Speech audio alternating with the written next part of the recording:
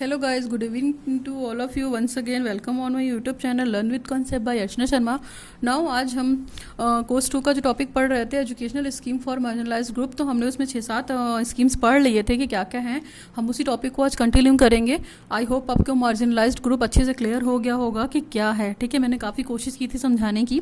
तो अभी हमने मिड डे मील तक पढ़ लिया था, मिड डे मील के बारे में काफ़ी डिटेल में पढ़ा था. ठीक है, तो आज का जो हमारा नेक्स्ट है स्कीम प्लान जो है central Institute of Indian language, यानी कि इसको CIIL बोलते हैं, central Institute of Indian language, यानी कि ये मैसूर में है.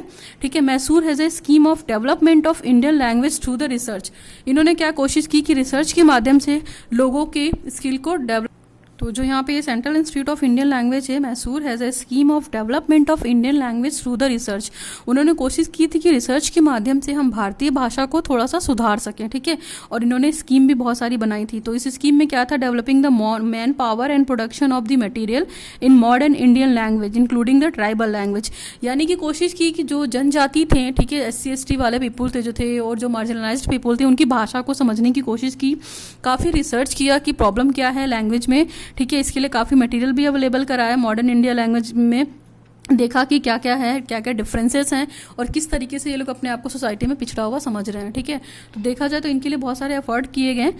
The institute has a work is more then in 90% tribal and border language. तो इन्होंने कोशिश की कि 19% जो 90% है ट्राइबल पीपुल, उनकी लैंग्वेज पे काफ़ी काम करने की कोशिश की. और इंस्टीट्यूट जो बना था वो मैसूर में था, जिसको हम बोलते थे central Institute of Indian language. ठीक है, नेक्स्ट है हमारा KVS, केंद्रीय विद्यालय.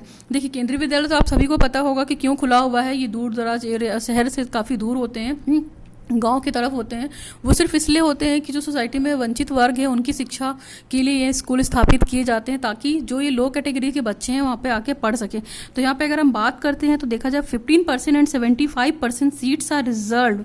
आपको पता है कि 15 और 75 15% एंड 7.5 है. ठीक है, 7.5 इन द सेंस कि दोनों कैटेगरी के लिए रिजर्वेशन सीट है KVS में. अगर हम बात करते हैं SC और ST के लिए, तो जो ये 15% है वो SC के लिए है. ठीक है, 15% फॉर SC और 7.5% फॉर ST. तो अगर उनके पास 100 सीट है तो वो 15% सीट किसके लिए रखेंगे, SC के लिए रखेंगे, और 7.5% सीट किसके लिए रखेंगे, ST के लिए रखेंगे. ठीक है, और नो ट्यूशन फीस, वहाँ पे कोई भी tuition fees SC ST card के बच्चों के लिए चार्ज नहीं की जाएगी क्लास 1 से लेके सेकेंड ईयर तक. ठीक है, 1 to 12 आप बोल सकते हैं इसको. तो आप समझ गए कि जो 15% का रिजर्वेशन है केंद्रीय विद्यालय में वो SC कास्ट के लिए है, और जो 7.5% का रिजर्वेशन है वो ST कास्ट के लिए है. ठीक है, तो ये दोनों के लिए है रिस्पेक्टिवली. और वहाँ पे फ्री एडमिशन मिलेगा इन लोगों को, इन बच्चों को, इन स्पेशली लड़कियों को, गर्ल्स को, वुमेंस को, लड़कियों को भी. ठीक, और यहाँ पे कोई ट्यूशन फीस नहीं लगेगी उनसे क्लास 1 से लेके 12 तक. ठीक है, तो ये तो हमारा केंद्रीय विद्यालय समिति था. नेक्स्ट है हमारा नवोदय विद्यालय समिति. ये भी पता, इस वर्ड से भी आप फेमिलियर होंगे कि ये रेजिडेंशियल होता है. नवोदय विद्यालय समिति शहर से काफ़ी दूर स्थित होता है. तो ये भी था, इन्होंने भी SC ST के लिए रिजर्वेशन रखी थी सीट्स के लिए. तो reservation for seats SC ST इन्होंने डिस्ट्रिक्ट लेवल पे कंसल्ट कर रखा था कि कोई भी मतलब जो no such reservation will be less than the national average. जो ये 22.5% है. ठीक है, ये टोटल पूरा SC ST के लिए था. तो इसमें SCs के लिए 15% था और STs के लिए 7.50% था. तो आप इस चीज़ को याद रखिएगा कि नवोदय विद्यालय में भी इतनी सीट रिजर्व है. 15% पूरी तरीके से SC के लिए रिजर्व है. और अगर ओवरऑल एवरेज देखा जाए नवोदय विद्यालय में, तो जो सीटें रिजर्व होती हैं वो 22.5% है. ठीक है, अप्रॉक्सीमेटली 25% भी मान सकते हैं आप, जो जो सोशली वीक होते हैं सेक्शन उनके लिए. ठीक है, तो उसमें 22.5 में 15% SC ST के SCs के लिए था और 7.50 ST के लिए था, और मैक्सिमम 50%. ठीक है, तो फॉर बोथ कैटेगरीज टुगेदर, अगर दोनों को मिलाया जाए तो दोनों के लिए लोगों ने 50% रिजर्वेशन कर रखा है. ठीक है, नवोदय विद्यालय समिति में 50% में दोनों आ जाएंगे SC ST टुगेदर. तो देखिए, ST तो वैसे भी बहुत कम होते हैं, शेड्यूल ट्राइब होते हैं, इनकी संख्या ऑटोमेटिक बहुत कम होती है. हाँ, SCs की संख्या है जिनको वो वेटेज मिलता है. नेक्स्ट है हमारा national institute of open schooling, NIOS जिसको बोलते हैं, हम डिस्टेंस एजुकेशन भी बोल सकते हैं. तो इन्होंने भी SC ST के लिए रिजर्वेशन रखा है. ये कोई भी कंसेशन फीस क्या लेंगे, अगर देखा जाए तो students given the concession admission fees to the extent of 450 rupees इन्होंने कंसेशन फीस रखी है सेकेंडरी कोर्स के लिए, और 525 जो रखी है वो सीनियर. देखिए, तो 450 रुपीज़ जो रखा है वो सेकेंडरी कोर्स के लिए रखा हुआ है. ठीक है, अगर आप ध्यान रखेंगे इस चीज़ को तो ध्यान दीजिएगा. नेक्स्ट है, और दूसरा देखा जाए तो 525 जो रुपीज़ रखा है इन्होंने सीनियर सेकेंडरी कोर्सेज के लिए रखा है. तो NIOS का भी काफ़ी इन्वॉल्वमेंट है SC ST की एजुकेशन को अपलिफ्ट कराने में. ठीक है, और यहाँ पे क्या है, यहाँ पे भी लड़कियों के लिए बोर्डिंग फैसिलिटी अवेलेबल कराई थी, सेकेंडरी के लिए भी और हायर सेकेंडरी के लिए भी। और जो बोर्डिंग का जो हॉस्टल फैसिलिटी का जो चार्ज था गर्ल्स के एजुकेशन के लिए, गर्ल्स स्टूडेंट के लिए, वो 100% फाइनेंशियल असिस्टेंट कौन देगा, जो वहाँ का वॉलंटरी ऑर्गेनाइजेशन है। ठीक है, वो किस लिए करते हैं, क्योंकि ताकि बच्चे इंप्रूव हों एनरोलमेंट के लिए, है ना। एडोलसेंस गर्ल्स की भी बात की थी इन्होंने, belonging to the rural areas and weaker section. तो जो उस एरिया से बिलोंग करती हैं वो गर्ल, जो रूरल एरिया में रह रही हैं, जो किशोरावस्था की गर्ल हैं, उनको रहने की फैसिलिटी, उनको बोर्डिंग की फैसिलिटी, खाने पीने की फैसिलिटी को एकदम फ्री कर रखा था। फ्री इसलिए कर रखा था कि ताकि वो यहाँ पर आएँ और अपने आप को शिक्षा के लिए एनरोल कराएं, 100% फ्री कर रखा था। नेक्स्ट है हमारा national council for educational research and training. इससे आपको पता है या आप फेमिलियर होंगे, आप इससे एनसीईआरटी बोलते हैं। इसकी स्थापना 1961 में हुई थी, याद रखिएगा ये डेट। और आपको पता है ये कहाँ है, ये न्यू दिल्ली में है। ठीक है, 1961 में ये स्टेबलाइज हुआ था और ये न्यू दिल्ली में सिचुएटेड है। तो आपको पता है कि एनसीईआरटी क्या है। एनसीईआरटी एक तरीके से देखा जाए तो ये रिसर्च बॉडी है। ठीक है, एपेक्स रिसर्च बॉडी है जो क्या करती है, बुक के बारे में रिसर्च करती है, साइंस के बारे में, सोशल स्टडीज़ के बारे में काफ़ी रिसर्च करती है। तो देख लेते हैं एनसीईआरटी का काम क्या है। एनसीईआरटी का काम है development of the text books, teachers guide. Text book को डेवलप करती हैं, टीचर्स गाइडलाइन जारी करती हैं, सप्लीमेंट्री रीडिंग वगैरह बनाती हैं, जो मटेरियल होता है उसको इवेल्यूएट करती हैं। ठीक है, इवेल्यूएशन ऑफ टेक्स्ट बुक करती हैं। एनसीईआरटी की बुक्स आती हैं जो कि हेल्पफुल हैं आपको एजुकेशन के लिए और बेस्ट बुक मानी जाती हैं सीबीएसई लेवल पे, जो सेंट्रल बोर्ड सेकेंडरी एजुकेशन क्या करता है, अप्रूव करता है। ठीक है, वोकेशनल एजुकेशन की रिगार्डिंग बुक को करता है। एजुकेशनल टेक्नोलॉजी हो गया, एग्जामिनेशन रिफॉर्म्स कराते हैं, सपोर्ट टू द एसएसए सर्व शिक्षा अभियान को सपोर्ट करता है। Education of educationally disadvantage group के लिए शिक्षा प्रोवाइड कराते हैं ये लोग। ठीक है, तो एनसीईआरटी एक तरीके से अपेक्स बॉडी, रिसर्च करना इसका काम है। ठीक, उस रिसर्च में आपको ये क्या करते हैं, अगर इनके पास मान लीजिए 100,000 स्कॉलरशिप हैं तो उस 1000 स्कॉलरशिप में से 150 स्कॉलरशिप ये एससी स्टूडेंट के लिए रखते हैं। देख लीजिए आप। ठीक है, 150 स्कॉलरशिप फॉर एससी स्टूडेंट और 75 किसके लिए, एसटीज़ के लिए।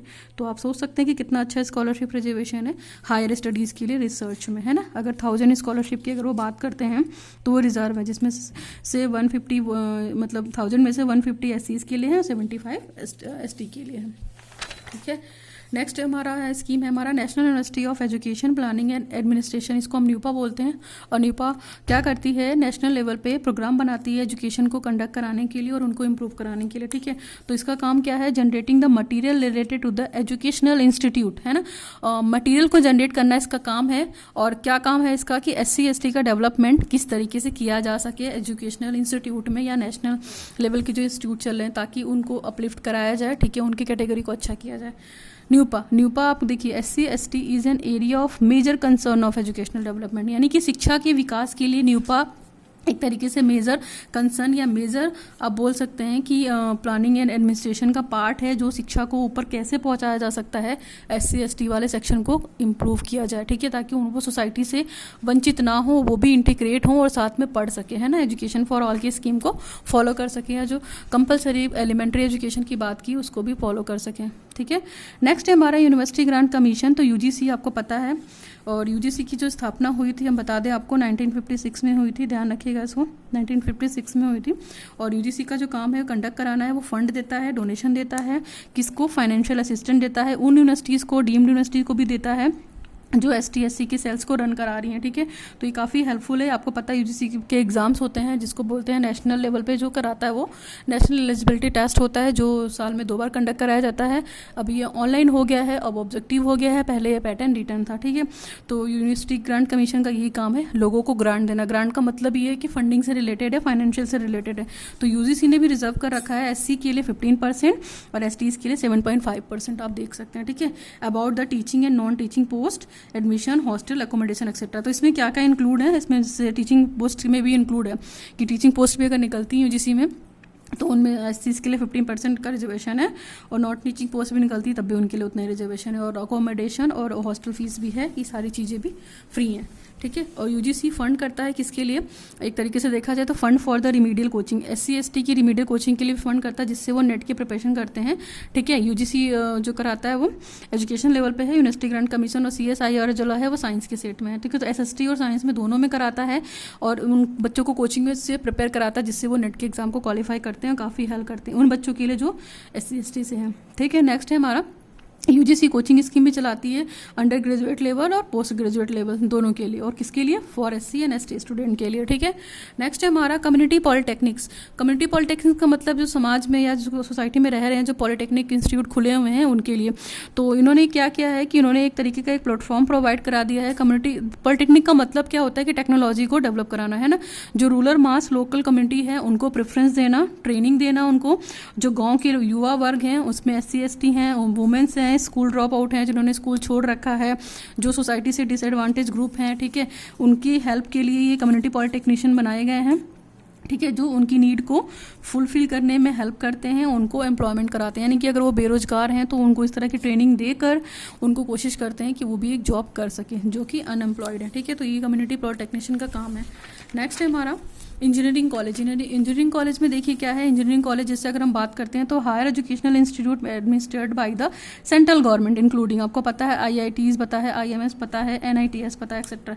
तो Indian institute of technology, Indian institute of management science, तो इन लोगों के लिए रिजर्वेशन है, ठीक है। इस वाले इंस्टीट्यूट जितने ही खुले हैं ये सेंट्रल गवर्नमेंट रन कराता है, और इनके लिए एससी एसटी वालों के लिए यहाँ पे रिजर्वेशन है। तो एससी वालों के लिए 15% है देखिए, और एसटी वालों के लिए 7.5 है। इस चीज़ को आप याद रखिएगा।